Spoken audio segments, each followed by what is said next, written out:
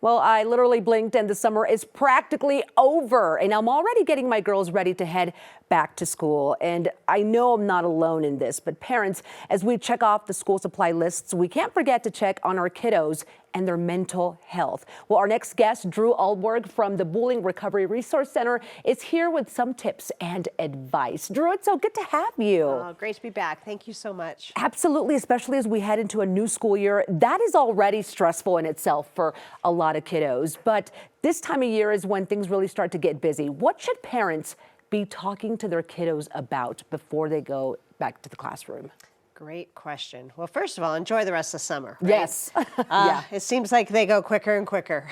I know. But, you know, it's a good idea to talk to your kids about self-esteem, about how to come back to school and feel good about yourself, about how to make friends, especially if it's a new school or a new, new group of friends that might be there, how to make friends, how to kind of get involved.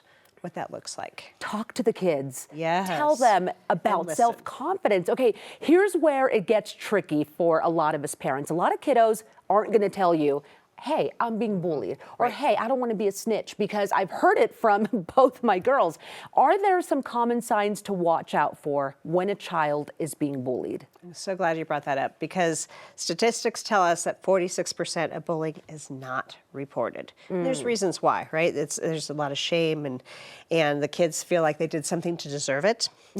But some signs, you know, anything that kind of looks different or changes, especially those big changes, a drop in grades, they no longer want to go to school, lots of headaches and stomach aches, you know, the play dates dry up, things like that. Those can all be possible signs that something is going on. Yeah, and that's when, as parents, we have to step in. But here's another challenge, and I'm going to throw this at you. Okay.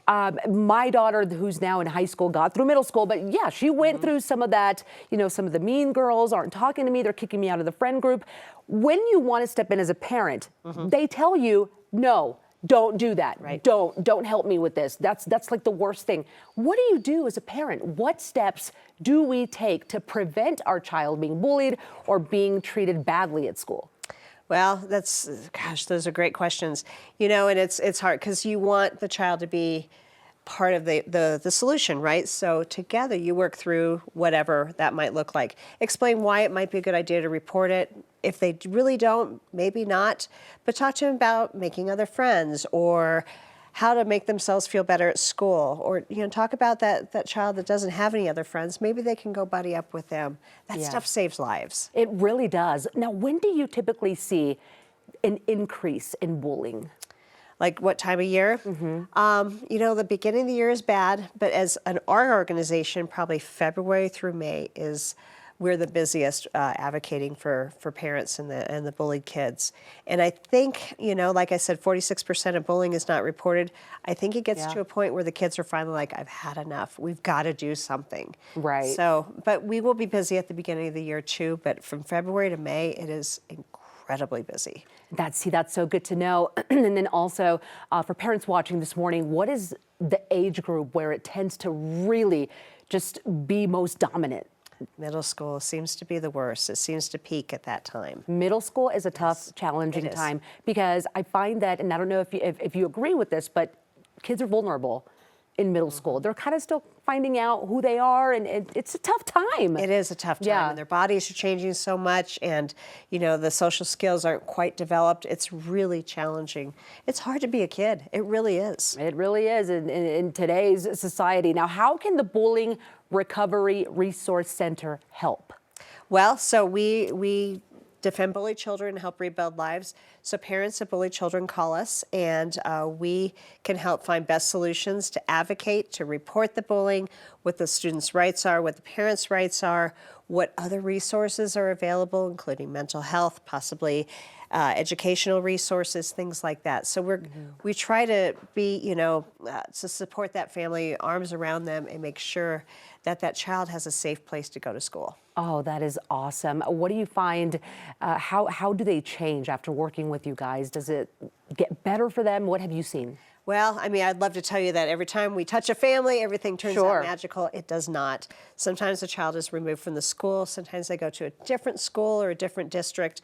And sometimes the school comes in, does the right thing, and the child can go on. Okay. You know, the children that we've heard back from them that, gosh, it was not just mom and dad that had their back, their support, and they can start building, you know, self-esteem skills. They can start feeling better about themselves and walk through life, you know. There is recovery. There is recovery, Yes. and we've got to find that solution for our kiddos. All right, tell me about the gala you have coming up.